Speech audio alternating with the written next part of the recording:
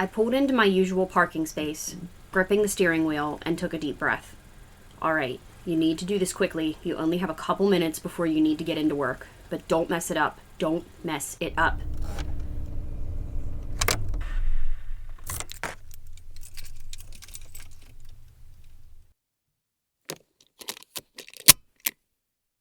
Turning the car off, I swung open my car door, but I didn't get out just yet. Instead, I turned sideways in the seat so that my legs hung off the side of my seat and my feet dangled above the ground. From there, I began to quickly toe off my shoes. God, this is so stupid. Now in my stocking feet, I looked over my shoulder to my passenger seat, where my second pair of shoes sat innocently. Your clean shoes, my brain helpfully supplied. I reached over and gingerly pulled the pair of sneakers into my lap, being careful to avoid them falling onto the floorboards below my feet or out of the car entirely next to the other shoes. They cannot touch those other shoes, or anywhere that those other shoes have touched. This is so stupid. I'm gonna be late for work. A flash of anger pulsed through my chest as I, again, so carefully, began to pull on one of my clean shoes. None of this would be happening right now if I hadn't stepped on a mushroom while hiking this weekend. If I'd just been more careful about my surroundings, if I'd just been paying attention, damn it, if I just stayed the hell home. In the back of my mind, a quieter voice speaks. You're not gonna hurt anyone. You don't even know for certain if you did step on a mushroom, and even if you did, it's not gonna hurt anything. There's nothing left on your shoes that could hurt anyone. It's fine. You're fine. That voice isn't loud enough. It's being drowned out by the louder, more obnoxious one that is currently berating me for spreading toxic mushroom goop through my workplace that is absolutely going to poison someone. Clean sneakers firmly on my feet, I leaned down to pick up the other pair of shoes lying on the ground, careful not to touch the bottoms and to not let them brush against my feet or other clothing, and I put them down on the floor on the passenger side. I reached around to lift my bag onto my shoulder before finally getting out of the car, giving a small hop to avoid the patch of ground where the dirty shoes had been sitting. I wondered idly if my coworkers were watching me out the window. Whether they were or not, I felt like I had a giant spotlight on me as I unwittingly performed the silly shoe ritual. This is such shit. Why am I like this? I know this isn't normal. Everyone knows this isn't normal, and they're watching you, wondering why you're suddenly insane. A question I'd like to know the answer to myself. At least whatever crazy person gods that had their claws in me were appeased for a while. I'm Christiana. And I'm Brie. Settle in and kick a bunch of mushrooms. Because you're about to hear something strange.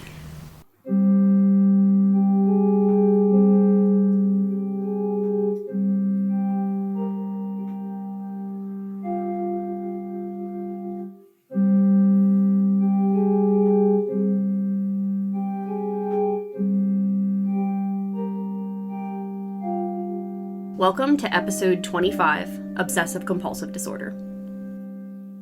We're talking about OCD today, guys. I like how you didn't ask me what I know about it. Yeah. What do you know about OCD? Oh, a lot. Yeah.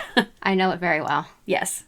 We'll just skip over that part. Yeah. Go ahead, go for it. I want to say here, so Brie and I know a fair amount about OCD because we are both diagnosed with obsessive compulsive disorder. Just different flavors. Yes, just different flavors of it. And I want to give a quick disclaimer. Thank you. We want to be clear that neither one of us are giving any kind of mental health advice here. We are not doctors. This is not meant to be in replacing any mental health help that you want to seek for yourself. If you are concerned that you could be diagnosed with obsessive compulsive disorder or have some sort of other mental health issue that you would like to address, please go to your doctor. Do not come to us. This is not medical advice. This is all for informational purposes. Yes. So I'm going to start a little bit with what OCD is not, and I will give a heads up. I'm very passionate about this topic, and it will probably show in my voice. OCD is not quirkiness, a desire to be organized, a desire to have a clean house, have things exactly how you want them, or double checking that you did something like lock a door or turn off an appliance. It can be, though. Well, just wait. Okay, I'm just saying it can be. Obsessive compulsive disorder, otherwise known as OCD, is a disorder marked by uncontrollable and recurring thoughts, or aka obsessions, repetitive and excessive behaviors, compulsions, or both. OCD symptoms can begin at any time, but usually start between late childhood and young adulthood. This is per the National Institute of Mental Health website. So a person can develop OCD symptoms at any point in their life. It is most common for these symptoms to develop as an older child or in young adulthood. And symptoms can also fluctuate. A person can go for a while not having any symptoms at all or just having mild symptoms, but then they can suddenly increase or form out of nowhere. Obsessions and compulsions are not stagnant. They can change. Stress can also increase and or elevate symptoms. And this is kind of an opinion here, but I believe others living with OCD will likely understand when I say this. One of the scariest parts about OCD, particularly as an adult, is that an OCD sufferer will often recognize that their OCD obsessions and compulsions do not make any sense, but they feel like they can't stop the behavior. In children, this can be a little bit different. They may not realize what they're doing is, quote unquote, not normal, if you will. And that's why I say this is not just like oh, did I lock the door and like go back and double check it? This is I can't stop checking if my door is locked. I cannot stop checking if the stove is off. I have to have things exactly how they need to be, and they have to be organized in a very direct way or something bad is going to happen. It's not just quote unquote perfectionism. It's more than that. It's going back and forth between your car and the house 3 times to make sure that you lock the back door, turn the stove off, and the dog is in the house. And then sometimes going a couple blocks and coming back. Uh-huh. Yep, been there. Dog looks at me like, why are you here again? Yes. So I want to break it down a little bit into some of these definitions. The 2 defining characteristics of OCD are obsessions and compulsions. Obsessions are, again, per the National Institute of Mental Health website, repeated thoughts, urges, or mental images that are intrusive, unwanted, and make people anxious, or make most people anxious. To be clear, these aren't just passing thoughts or like little things that might get stuck in someone's head, but are essentially ignorable or easy to tolerate. They are extremely stressful to deal with. And they're oftentimes extremely distressing to the point where they can cause other symptoms such as panic attacks.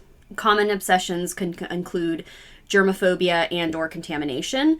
So this is often portrayed in media as like hand washing. You could be terrified of losing something, so be hypervigilant about making sure like you have your keys on you. I'm not laughing because it's funny. No, we've both been. I'm gesturing as though we can. You've been in the car with me. Is my purse back there? Yeah. Is the dog back there? Yep. I do that every single time. Forgetting something important. That's one that I know I have crazy struggled with. This is why I go insane when I can't find my calendar. Urges to have things completely symmetrical or orderly, or unwanted thoughts such as causing harm to another person.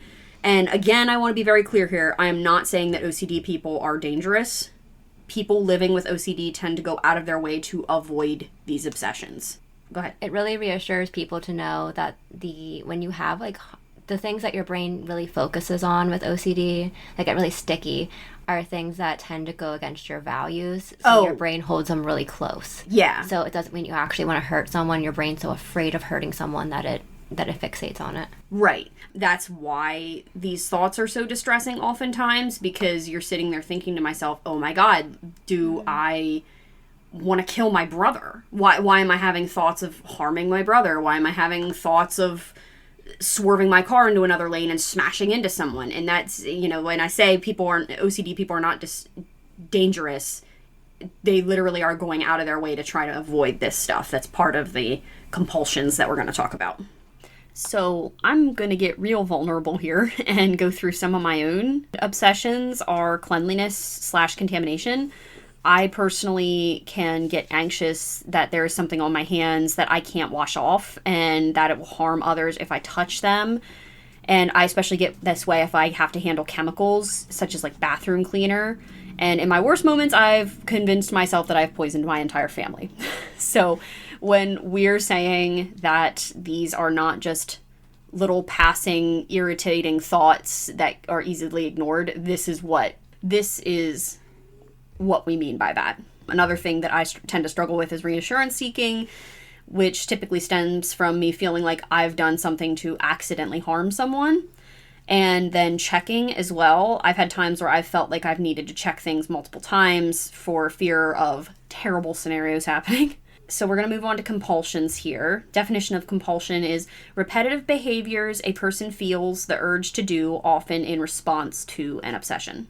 So compulsions are done as a way to appease the obsessive thoughts or behaviors, but generally do not take away these obsessive thoughts, or they don't take away them from them very long. It's very temporary relief. The compulsions basically reinforce the obsessions. Yeah. Like, it's like anything. If you avoid something that gives you anxiety, it lowers the anxiety temporarily. But right. It actually reinforces it, so it kind of keeps amping it up. Yeah. It's a never-ending, sucky cycle.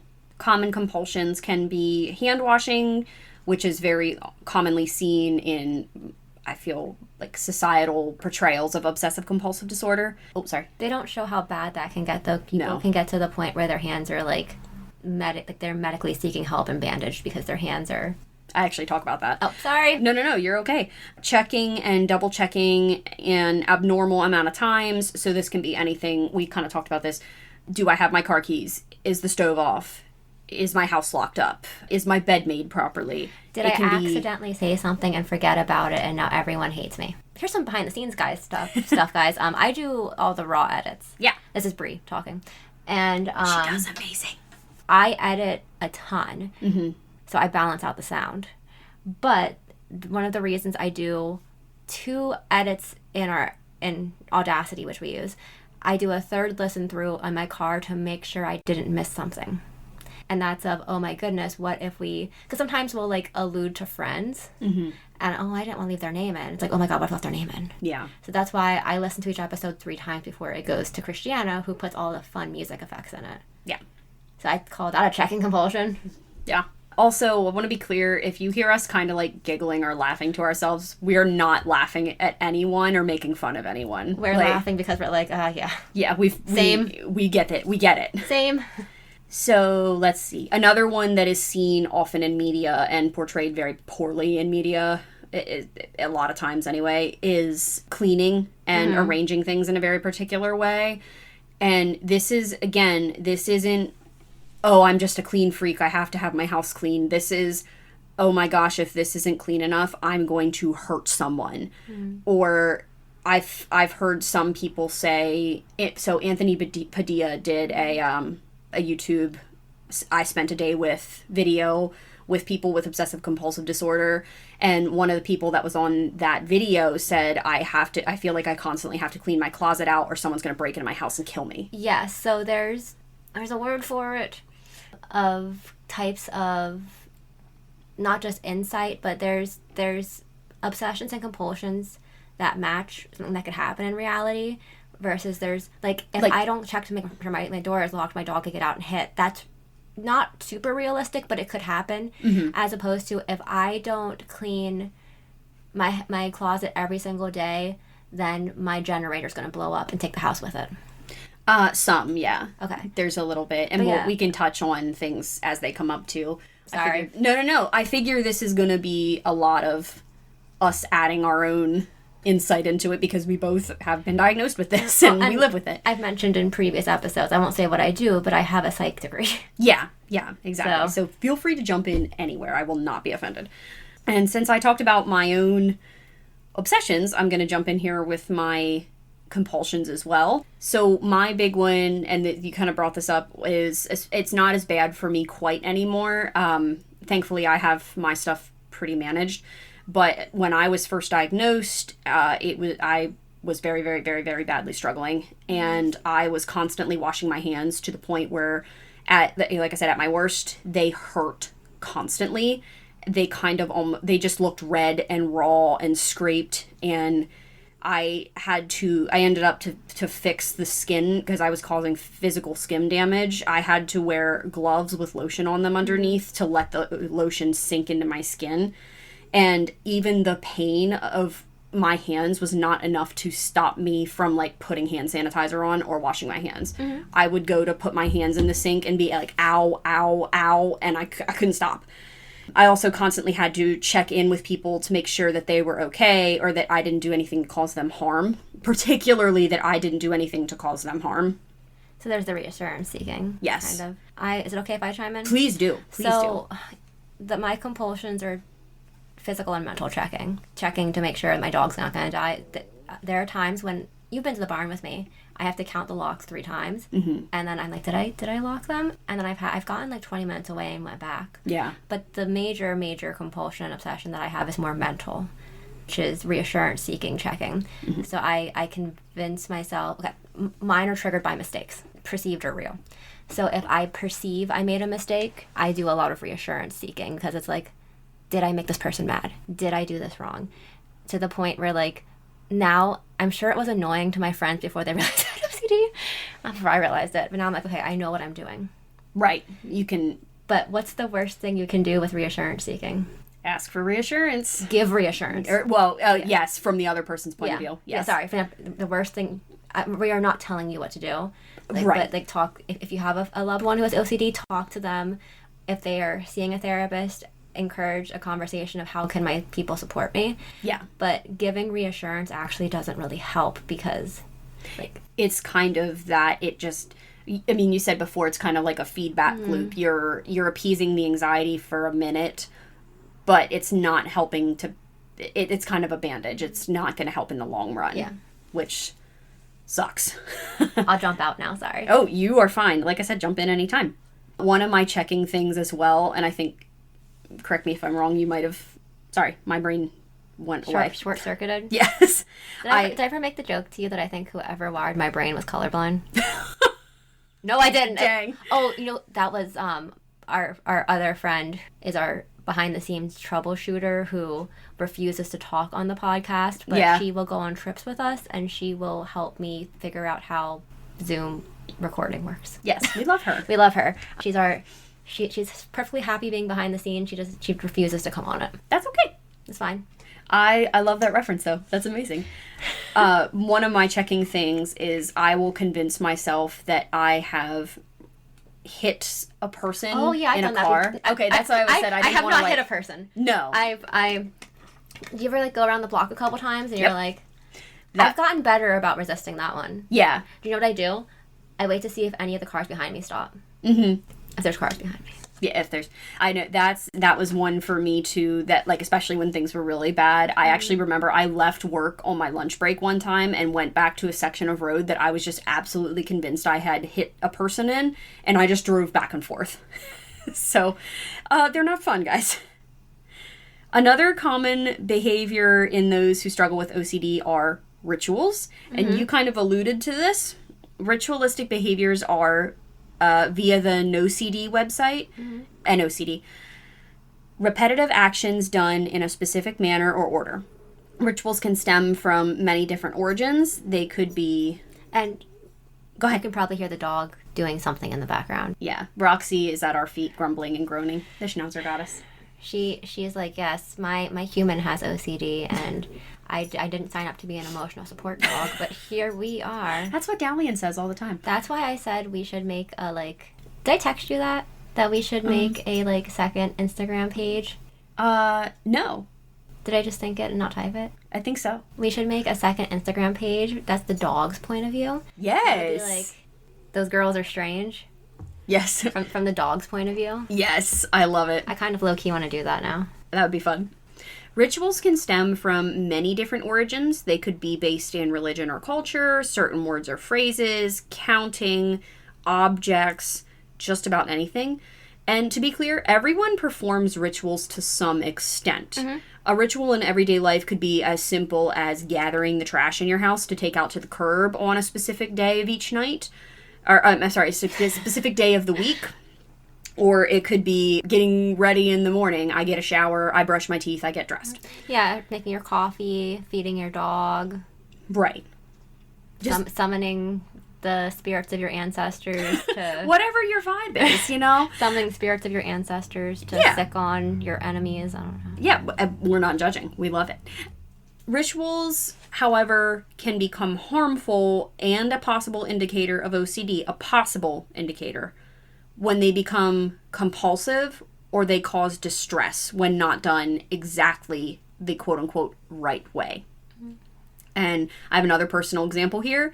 The story that I wrote for this opener was one of my rituals when I was really, really, really bad. Like that whole story, I literally had to do that every day before I went to work, or when I pulled into the work parking lot, because I had convinced myself I stepped on a mushroom, and then I had toxic mushroom like juice or whatever on the bottom of my shoes, and that somehow it was going to get dragged into my workplace and it was going to hurt someone. Mm-hmm. Like, fun. And I also had a ritual to my hand washing, and I had to perform, like, I had to wash my hands exactly the right way, or I had to start all over. Was there a number involved, or was it just the method? Sometimes. I think I had to do my fingers, like, 3 times each. Mm. Something like that. So I know, like, there's people who have things, like, they have to, let's say they're making coffee or tea, and, like, they have to, like, stir. Usually people have numbers. Like, we talked about this on the way to Harper's Ferry. Mm-hmm. I like 5s and 7s. Mm-hmm. People, maybe they're like stirring their coffee or their tea, and they have to go like clockwise 5 times or counterclockwise 5 times. And if they mess that up, then they have to do it again. Or sometimes they'll have to say like a certain word or phrase so many times before they can go to the next step in their day. Or maybe they have to brush their teeth a certain amount of, like, it can be things that are very like insidious, where it's like you don't think about it, but then if you're having to brush your hair 60 times before you can leave the house, and you lose count. Yeah. And I almost even had it with reassurance seeking, but I didn't. The problem was I didn't have a number, so I would be panicking and asking someone, did I like do something to cause harm? And I would have to, I knew, like, my brain was telling me it's eventually I'm going to hit the magic number, and then I'm finally going to believe the person. I didn't know what that number was. Engaging with rituals and or compulsions can sometimes, we've talked about this, ease some of the anxiety about a particular obsession, but the relief is short term. While rituals can definitely be a sign of OCD, that is not strictly an OCD symptom. There are other mental health conditions where rituals or ritualistic behaviors may be present. Rituals must be diagnosed as OCD based on particular criteria. I'm not really going to go into too much diagnosing here, just because I don't want to stray too far into the perceived medical advice territory. We're not doing that. I also want to take a moment to define the term intrusive thought, as this is a term that comes up frequently when discussing OCD. It hasn't come up quite yet. Intrusive thoughts are strange, troubling, or disturbing thoughts or images that randomly pop into a person's mind that can cause various distressing feelings, such as anxiety, fear, shame, etc. Those living with OCD are not the only people to experience intrusive thoughts. Like rituals, they can occur with other mental health conditions, and sometimes just randomly due to various stressors. Yeah, intrusive thoughts are something that most people in their life will experience. I would say with different, especially like, well, I think just different mental health disorders in general, they're stickier. Yes. Like, they can be very, very sticky with certain things. Mm-hmm. We think things that don't fit our values all the time, and for the average person who doesn't have like OCD or any, many other diagnoses, they just kind of flit on through. But for someone with OCD or other similar diagnoses, they stick like they're covered in rubber cement. Yes. I'm losing my voice, guys. I'm sorry. Yeah, poor Brie. She's losing her voice. I got sniffly right before we got on here. We're doing great. Specifically in OCD, these intrusive thoughts are enough, or can be enough, to drive people to performing compulsive acts. And I also, again, kind of want to do what I did in the beginning here. Intrusive thoughts are not an indicator that a person is dangerous or that they want to act on these thoughts. This is why they can be so distressing, because these thoughts can be violent and they can be taboo. And I'm not trying to go in like TMI here, but I do think this is important to say. Sometimes they can even be like sexual in nature. Yeah, that's one people like to people aren't as comfortable talking about, but like sexual intrusive thoughts are a pretty common one, actually. Mm-hmm. And it does not mean that person is going to act on those. That's why they're intrusive. Yeah. The Harvard Health website gave 3 bullet points to identify an intrusive thought, and they are: it's unusual compared to one's normal thoughts, it's bothersome, and it feels hard to control. And it's important to understand these, I think, because, again, in society and our culture, I've noticed a huge uptick in it. And I'm guilty of this. oftentimes I'll see things in media joking around and saying like, oops, I let the intrusive thoughts win. And it turns like Buying a milkshake or going to a coffee shop when you're like trying to save a little bit of money or whatever. That's not really, and again, I'm guilty of it too. I'm not trying to like shame anyone. That's not actually what that means though. So in regard to discussing mental health, it's important to make that distinction. While listening to this, you might think to yourself, wait, sometimes I feel like I have to double check things or go through certain rituals and I can obsess over things. Should I be worried I have OCD? The question to ask yourself is... Maybe. Yeah. And to be clear, again, I'm not giving medical advice. This is something to go to a therapist or a doctor about. And these are good questions that you're bringing up. Like, if you're like concerned about it, going to a therapist and being like, hey, this is what I'm experiencing. Can you help me kind of suss this out and help me know what's going on? Yes. Sorry. No, please, jump in. The question to ask yourself is, are the compulsions, obsessions, rituals, etc., negatively affecting your life? We're human beings. We're bound to double check things and have weird thoughts sometimes. However, that does not automatically mean a person has OCD or any other form of mental health disorder. As a general rule, people living with OCD can't control, or they have extreme difficulty controlling their obsessions and compulsions, even if they know their behavior is essentially kind of off the rails. Yeah, at that point, it's like the technical terms is it clinically impairing your ability to function in multiple areas? So that would be like work, life, or work, social, leisure, that kind of stuff. Mm-hmm. It can, like for me, I started to realize I was afraid I was to go outside. Mm. I had a thought the one night in that when it was really big, because I didn't know, fun fact, when I was diagnosed with OCD, I didn't think I was OCD. I knew there was something very, very mentally going wrong with me. I thought it was some form of severe, like, generalized anxiety. Mm-hmm. But I had the thought of, I can't hurt anyone if I just stay in my house. And that was, like, a turning point of, like, oh, something is big wrong here. And I think OCD is one of those things that people don't understand. Like, I mean, you remember I was dying on the hill that I had high-functioning anxiety and perfectionism. I was dying on that hill. Are you going to talk about the YBOC at all? The what? The Yale Brown Obsessive Compulsive Scale? No. Okay. So we can keep this part in if you want. One of the major diagnostic tools, there we go, is the YBOC, so the Yale Brown Obsessive Compulsive Scale. And it goes down into what are obsessions and compulsions, what are the common types. And that was one of the diagnostic tools that was used for me. And I'm taking it and I'm like, feeling very called out. My therapist used a different measure too. We used that one and a different one, and both of them gave enough scores. Like, congratulations. I have a fun diagnosis story. I actually started to get suspicious for myself. Like I said, I knew the agoraphobia thing. I couldn't place it as OCD in that moment, but I knew something was very wrong. But I was reading a book. The book is called Into the Darkest Corner by Elizabeth Haynes. Haynes, Haynes. And I recommend it if you enjoy true crime.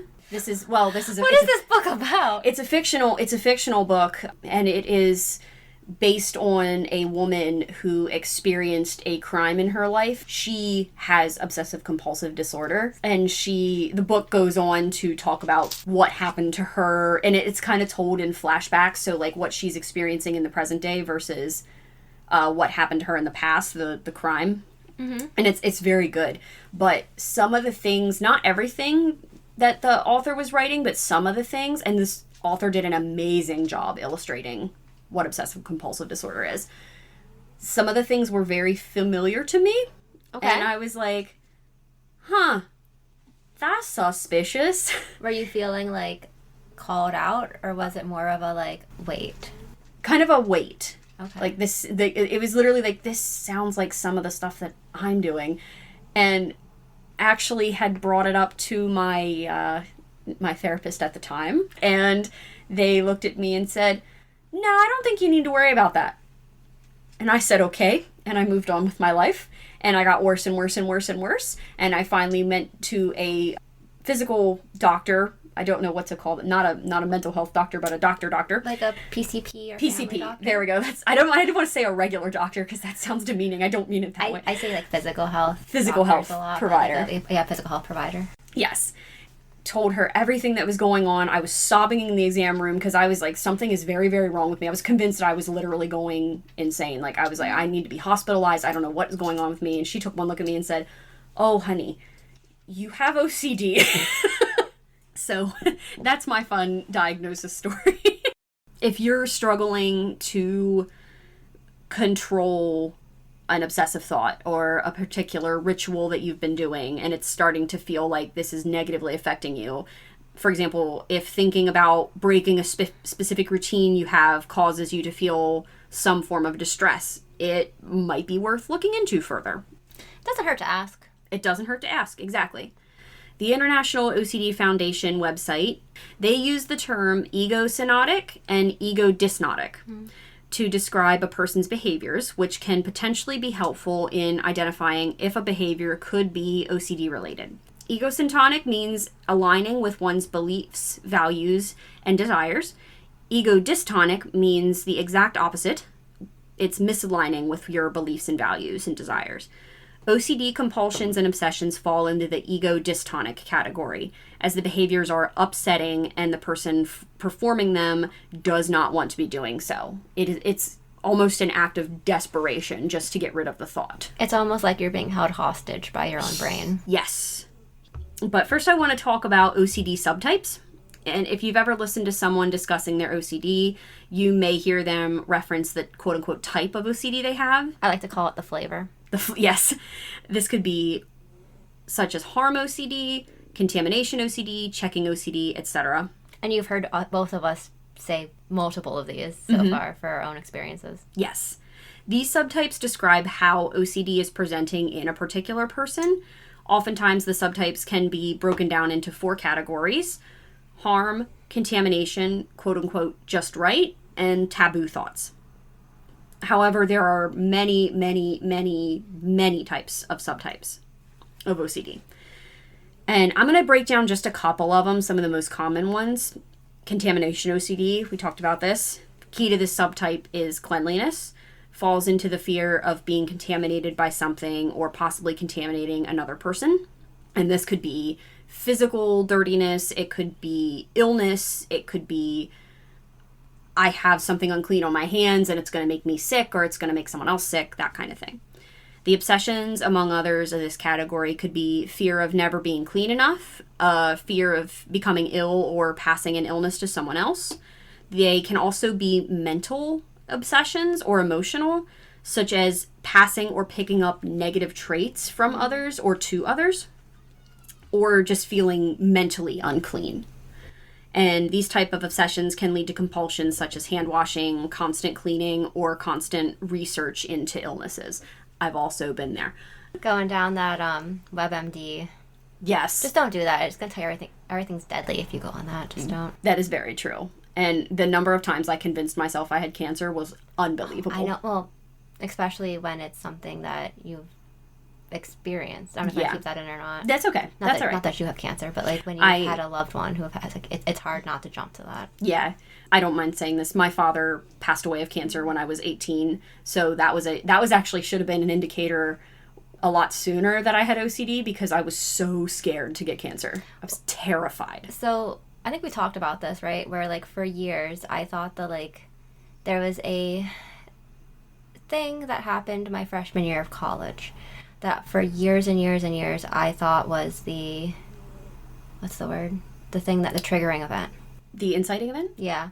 But I think in retrospect, my mom is a breast cancer survivor. And looking at some of my behaviors after that time, I really think that was the inciting event. Yeah. Yeah, it's very possible. When I was in late middle school when she was diagnosed. So it would have been like my mid-teens. Something like that. That went dark. Yeah, we got real. One of the other major quote-unquote subcategories is harm OCD, and this is categorized by the fear that a person might hurt themselves or someone else. Obsessions from this subtype could include intrusive thoughts of the person directly harming someone else. So you might think to yourself, I'm gonna break into my mother-in-law's house and punch her in the face. I don't know. I'm winging it. I'm not laughing at you. I'm just... It's some of it is like you think about this and it's like, that's so weird. Why would you? And you just kind of have to laugh at it. But when you experience it, it's not fun. No, because your brain convinces you that you're that person, even if you're not. Correct. Yes. And it can be harm to... It doesn't have to be harm to other people. It can be harm to yourself. Yeah, self-harm, harm to a pet, harm to property. This could lead to compulsions such as checking or reassurance seeking through checking, though checking OCD can be another subtype in and of itself, or avoiding situations the person feels could put themselves or others at risk. So you might not want to get behind the wheel of a car because you're so afraid you could get into an accident, or I'll call myself out here, be terrified to clean your bathroom because you're going to get cleaning chemicals on your hands and poison your family. Hello. There's also, this is another common one, quote unquote, just right OCD. This is the subtype that is most often described, and oftentimes incorrectly, in my humble opinion, to describe an OCD person. This subtype correlates with the idea of perfectionism, that a person must have things arranged just so. Obsessions could include a person needing to physically present themselves in a very specific way, having to do things a certain number of times to feel correct, and needing to feel even. So we talked about earlier, I'm doing a ritual, I have to stir my coffee 5 times counterclockwise. Compulsions could include constantly reorganizing their space, repeating certain actions, and even assigning goodness or badness to certain things like numbers. I also want to mention some other subtypes of OCD that don't get focused on as much in common media. I'm not going to go deep into these, but they're just, I think, important to mention. Pedophilia and other sexually taboo OCD. People can be afraid they're going to do something to a child. I'm not going to go any further into that. It doesn't mean they're going to. It does not mean they're going to. Pure obsessional OCD, also known as pure O. Am I a good enough person? It's a lot of mental checking. So if I didn't have the physical checking compulsions, I'd probably be very much in that a lot of my compulsions are in that category. Or a lot of my OCDs in the pure O category. So it's a lot of it is, did I, like, the perfectionist stuff. Did I do a good enough job? Did I mess this up? Am I actually a horrible person? Like, am I actually a horrible person? Just don't know it and no one's figured it out yet? It almost parallels in sometimes, not all cases, but sometimes it can almost parallel like imposter syndrome. Yeah. Religious OCD, also known as scrupulosity OCD. So you might need to pray and exactly right. You might have to pray a certain amount of times throughout the day. Anytime you have an impure, what you could consider an impure thought, quote unquote, you might have to like drop everything, ask whatever religious figure that you believe in for forgiveness.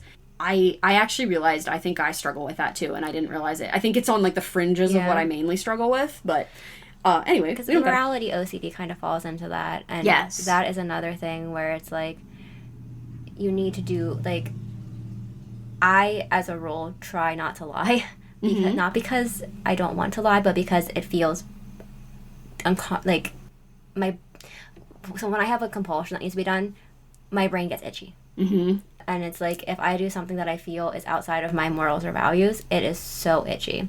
And there's also this really, I think it's fairly well researched link between religious trauma and OCD. Trauma in general and OCD, but religious trauma and more of the religious OCD.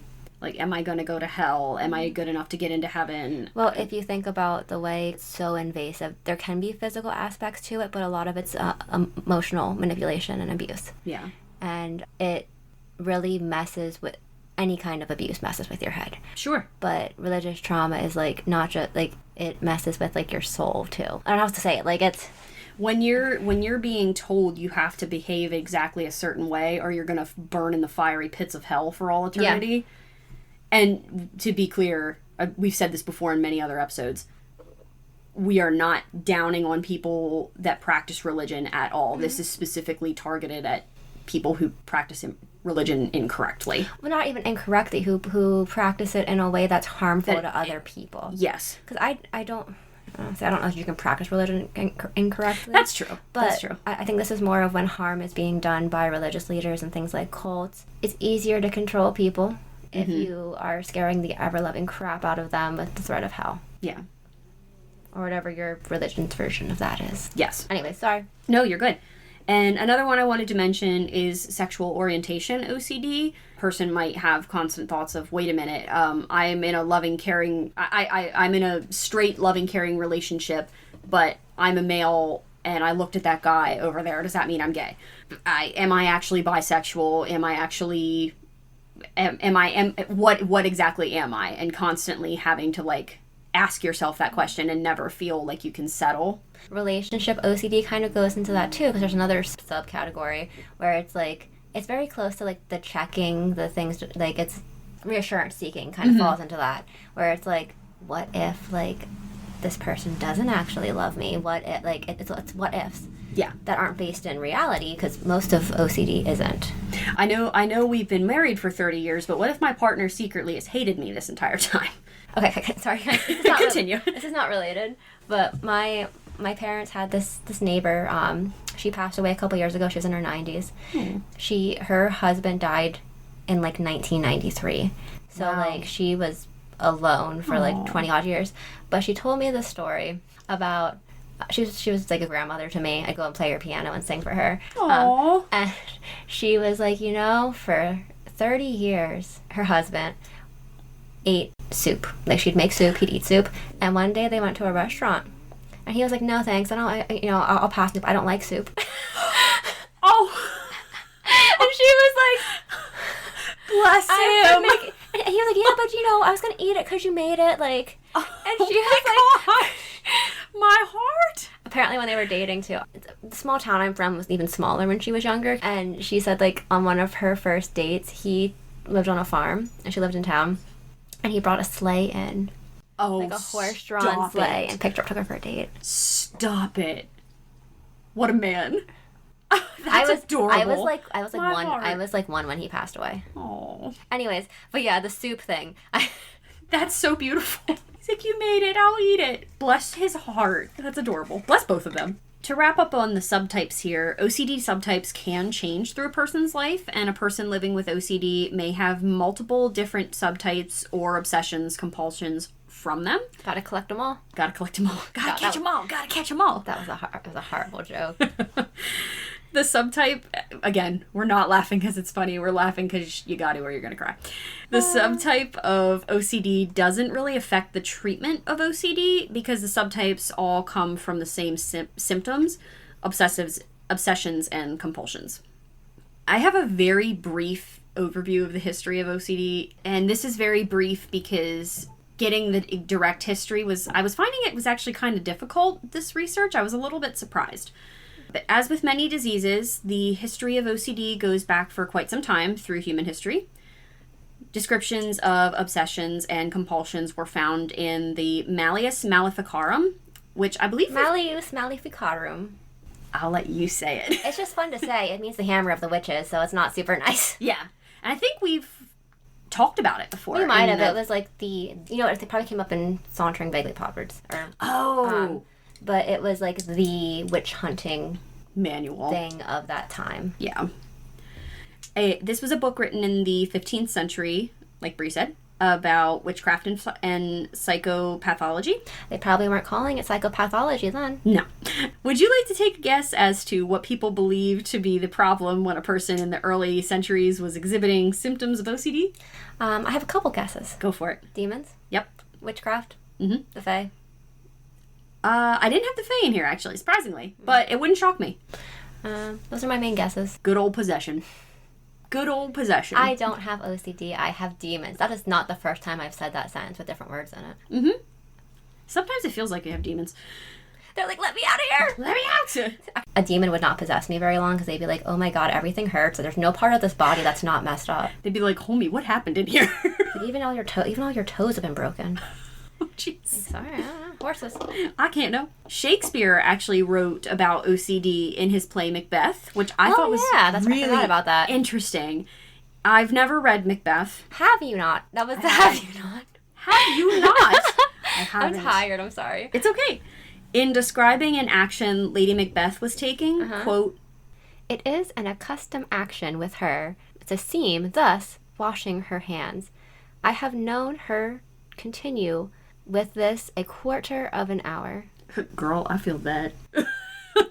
So you actually never read. I'm sorry. I haven't. I do want to. It's we had to read it for AP English question mark, and we called her Lady Macbeth.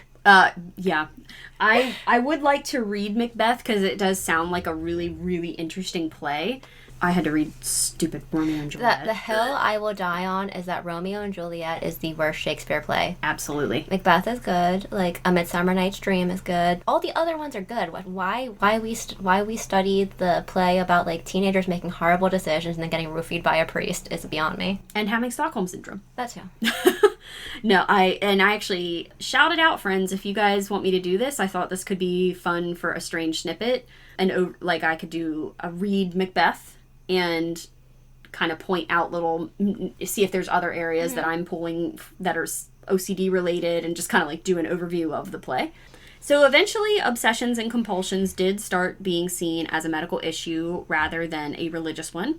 In 1839, obsessions and compulsions were written about in psychiatric writings and were interpreted as symptoms of, quote, melancholy or depression. Like everything was at that point. Yes. It's either demons or they just need some cocaine, according to Freud. Do some coke about it. That's a throwback to migraines. Yes. Fast forward to the 1900s, OCD began to be seen more as a psychological issue, and one author actually described treatment of OCD using behavioral techniques. In the early 1900s, I'm afraid to see what that looked like. Yeah. In the 1950s, when behavioral therapy started to become a little more prevalent, or it's still not great, being studied more, different techniques that had been used for various phobic disorders began to be applied to those struggling with OCD. And this did get closer to the problem, closer to proper treatment for those struggling with OCD, but it wasn't necessarily going to be helpful for all. However, this progress did further research, even though it wasn't necessarily helpful all the time, did progress the research and attempts at treatment for compulsive rituals in the late 60s and early 70s. That was a very brief overview. I apologize, guys. Normally I like to go deeper. Some of the scholarly articles I was looking into were referencing other writings by different authors and it was kind of written in a way that if someone is reading this paper, you should already know these other writings, and I didn't. And I was like, okay, I'm getting way too far into the weeds here, so very brief overview. There are several different psychiatric, but just in general, just diseases and diagnoses that were probably all subgrouped into demons for years and years and years. They went with the knowledge they had. Exactly. But that doesn't mean the results weren't still very harmful. Yeah, exactly. I'll get off my soapbox, sorry. Lobotomies. So, how does a person develop OCD? There is not one set thing that causes a person to develop OCD, but multiple things can play a role in the development of this disorder. Brain imaging shows that there are some differences in those who have OCD and those who do not.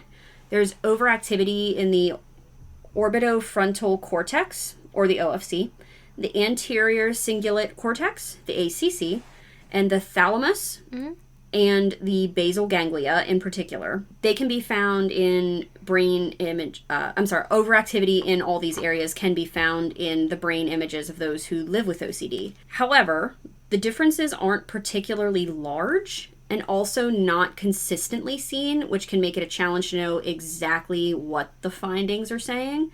So one of the big problems is not being able to note whether the differences in the brain between OCD and non-OCD patients is that we can't tell whether the changes caused the OCD or whether the differences themselves are caused by having the disorder, if that makes sense. Is the OCD causing the changes, or are the changes causing the OCD? Yeah. Correct.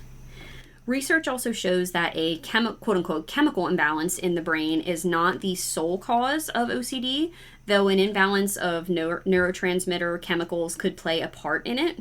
There is also a genetic component to OCD, but again, that's not the exact reason for developing this disorder. Per the International OCD Foundation website, Quote, between 10% and 20% of children who have a parent with OCD will develop OCD themselves, but 80 to 90% will not, though we must be careful not to simply assume that this is caused by genetics. For example, many learned traits also tend to run in families, such as what language is spoken and family religious beliefs. For this reason, researchers believe that a combination of genes and environmental factors play a role in the development of OCD. Could be genetics. You could be predisposed to it. It could also be a learned thing. So if a child is watching their parent do a specific ritual every day, they might start to just learn that as like, oh, this is normal, even if it's quote unquote not necessarily. And I don't like to say what is normal and what is not. That's a whole thing. It's normalized. Normalized. And there is treatment for OCD. OCD is a chronic condition, which means it may never truly go away, but there are treatment options that can be exponentially helpful in controlling the disorder. I'm going to go through all of them because that would take forever, but I'll go through the basics. Another disclaimer here, just to be 100% transparent, I'm not recommending anyone try these or saying that they will work for you or otherwise giving any other medical advice, as I've already said a couple times here. If you feel as though you could be struggling with OCD or another mental health disorder, please speak to your doctor or a therapist. So therapy is a common treatment in those struggling to control their OCD symptoms. Per the International OCD Foundation website, exposure and response prevention, or ERP, is the most turned to therapy for OCD. ERP is essentially a type of exposure therapy performed by a licensed professional. The person struggling with OCD confronts the fear attached to the obsessions while not engaging in the compulsions that accompany them. This can include being directly exposed to the negative stimulus or indirectly exposed via thinking about it or envisioning it. And this therapy is meant to help a person struggling with OCD to manage the anxiety and the anxious thoughts that come with the disorder, and to realize that they're essentially, quote unquote, just thoughts. And even though they're distressing thoughts, they are able to be managed. And I've been there. This is why I said earlier in the episode, kick a mushroom.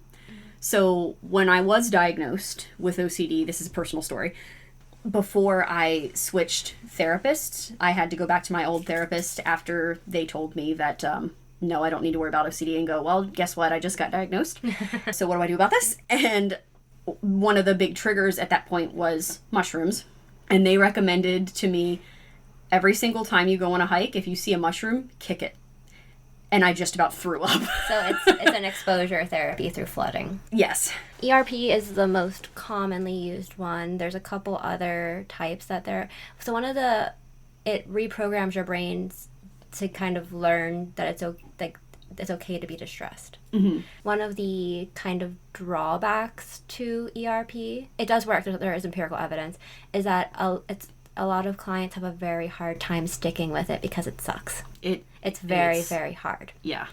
ACT, which is acceptance commitment therapy, is another one. I did come across it. So it develops flexibility and acceptance of difficult thoughts rather than trying to kind of flood or do exposures. Mm-hmm. So then you also can do EMDR. There's eye movement, desensitization, reprocessing, which is a whole thing we're not going to get into. It's very in-depth. Interesting. It is. It has to do with how your brain processes and stores memories. So things that are distressing are not stored the same way, in the same kind of chains that memories that are processed and are not traumatic are.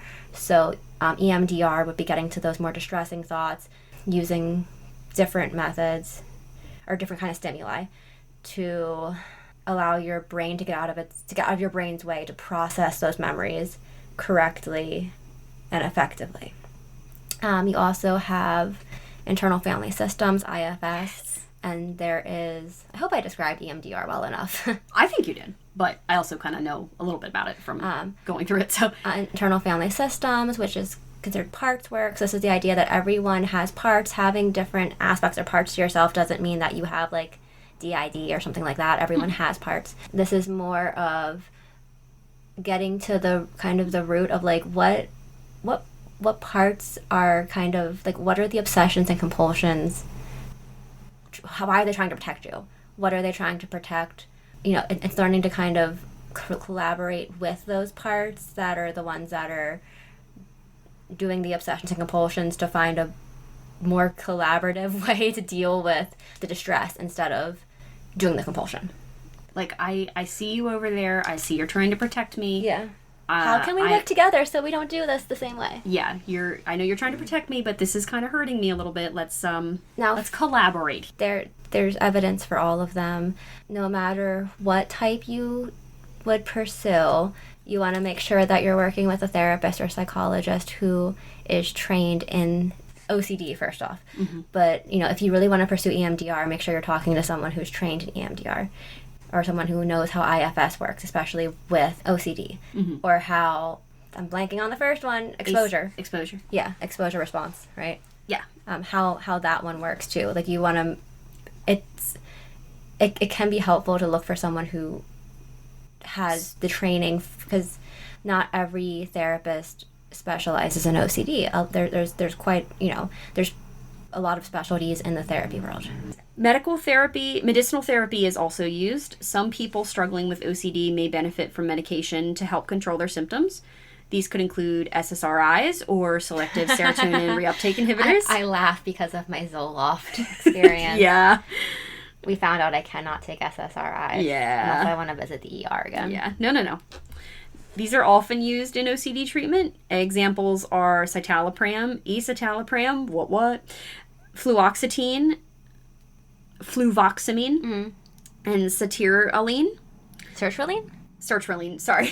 Oftentimes, traditional therapy such as ERP may be used in conjunction with medications or other types of therapy. Sadly, there are some people out there struggling with OCD that don't respond to more traditional OCD treatments, in which case they may need to seek out more extensive treatment. And these are... TMS is fascinating. Wild. What that is, TMS is transcranial magnetic stimulation. Oh, sorry, yeah. That's okay. It uses magnetic fields to change the activity in the brain. The treatment involves sitting with a TMS device pressed to the outside of the head. The TMS device creates a magnetic field that passes into the brain and can be targeted towards different areas of the brain. So it's like someone's knocking on your skull. Yeah. And to be clear, this is not the same thing as electroshock therapy. That's a completely different treatment. ECT is... ECT, ETC. ECT. Yes, completely different. Or EST? Electroshock? Electrocompulsive. Oh, yeah. Electric is involved in TMS to create the magnetic field inside the machine, but the patient is not being shocked during the treatment. It's not electricity that is passed through the brain. I think a lot of it was originally, like, I've heard most of TMS for treatment-resistant depression. Yeah. Yeah. That's actually... I saw your migraines thing down there, too. Sorry. Yeah, it can be used for OCD treatment as well as other mental and physical health conditions like migraines. Mm. Yeah, I should try that. Good? Let's see. Deep brain stimulation is another potential treatment. This is a surgical procedure, and this is wild to me. This involves implanting a small device under the skin of the chest. Thin wires run from the device under the skin and into the specific target areas of the brain. Mm-hmm. A provider will deliver an electrical current through this device that will then help regulate the targeted areas in the brain. And the International OCD Foundation website compared this device to a pacemaker, except it's for your brain. Ooh. Although, if I understood what the website was saying correctly, this is not, from what I understand of a pacemaker, it senses the change in your heart and will deliver a shock as necessary. I believe this device for DBS specifically needs to be, like, a provider needs to activate it. That's how I understood it. I want to wrap up with some wild OCD stories. And I got inspired by you from migraines, and I went on Reddit. On Reddit. So the Reddit question was, I am currently working on a piece of theater about my OCD, and I'm trying to make it as quote-unquote funny as possible by making it some sort of scene from a detective movie. I'm trying to capture the mania of OCD when, let's say, you connect some dots about a compulsion of yours that just gives birth to more compulsions. Hope I made sense. And some of the answers here were, I went through my diary to investigate myself by using color-coded sticky notes. I was trying to figure out if I had OCD, looking for for keywords and behavioral patterns I'd written about. My psych was not as impressed as I was. LOL. Another answer was, take a 20-hour boat ride to avoid going on a plane because the intrusive thoughts were too unbearable, but then I also had them at sea. Haha, the brain is so silly, isn't it? Yeah, we get it. We're there with you. During my first semester of college, I stayed after class to redo an entire assignment because the handwriting on my original paper felt wrong. Not messy or anything, just off. I copied the exact answers verbatim on the new paper, just rewrote them. I had to ask my professor for a new paper and everything. I don't even know how I explained that to him, and he had to sit there and watch me do that shit. I'm not laughing at you. You've seen me rewrite things, right? Yeah. Yeah. Yeah. And we've already said it. We're not laughing at these people. We're laughing with them. We are laughing with them. I think a lot of people that struggle with OCD probably can relate to this. It's easier to laugh about it in the moments where you can laugh about it. Yeah. So we're not making fun of anyone here. Did a half-hour journey home without swallowing once, ran up the stairs straight to the bathroom, and disinfected my mouth after a boy kissed me on a date. Not my proudest moment. I'm like, I feel that. Like, yeah. Hired an exterminator for the bed bugs I hallucinated. I'm sorry, this is not funny. Hired an exterminator for the bed bugs I hallucinated during postpartum OCD. There were no bed bugs. Okay, but, like, I get that. Not because I have bed bugs, but because, like, I don't like bugs to begin with. No. And then, like, when you think something's crawling on you, and or, like, you find, like, a ant on you or something. Yeah. And then, like, ugh. Yeah. That one hit my heart. I was like, man. There was another Reddit question. What works the best for you to stop your compulsions? And I thought this was interesting. Recently giving my OCD a name and calling it out for doing stuff has helped me. What would you name your OCD? Let me just tell you. So, I was going to save this for the end, but this is something that I actually do. This was one other thing that my other therapist, before I switched, piece of advice that they gave me that I actually do value, and I carry it with me to this day, is I think of the OCD as a talking head. It is not a part of me. It is something that I live with, but it does not have to control me. And my therapist at the time said, you're allowed to talk back to it, and you don't have to be nice. So I call mine... That's like the opposite of IFS. Yes. Yeah.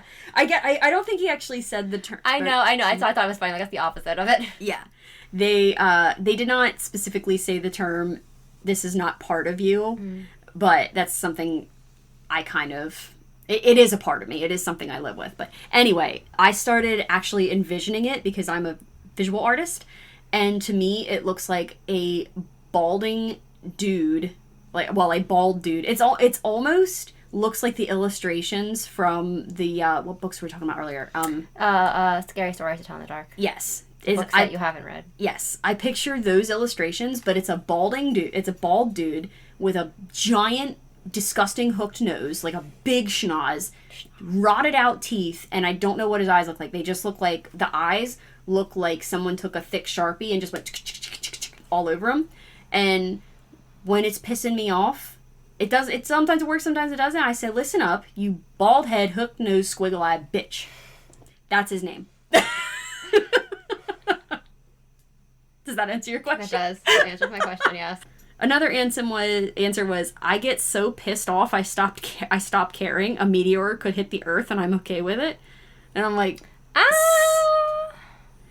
I'm there in theory. Let's move on from that one. I don't think it's necessarily healthy, but my social anxiety brain overtakes my OCD brain. So I just tell myself everyone is going to question what I'm doing and think I'm insane.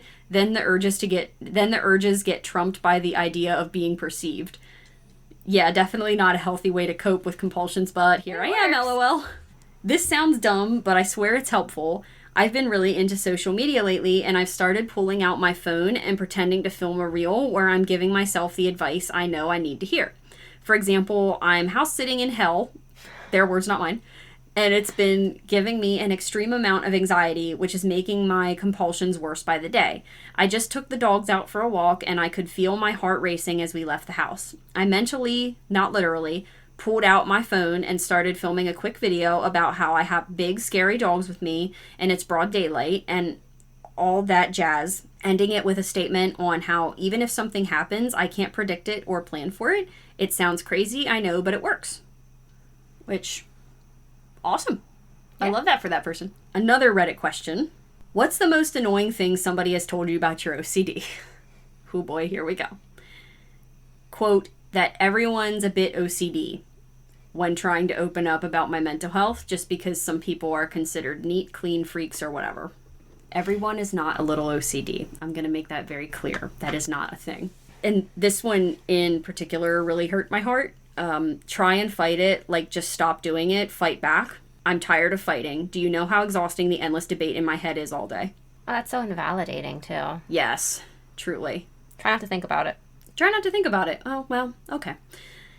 That's a throwback to migraines, too. Yeah, it is. Have you tried not thinking about your brain not shutting up? Have you? Yeah. Have you tried not think about it feels like there's a railroad spike being driven into your temple? Christmas Eve, as I was having to do compulsions, someone in my family said to me, "Oh, you don't have to do that at Christmas, do you?" This was in an annoyed manner as well.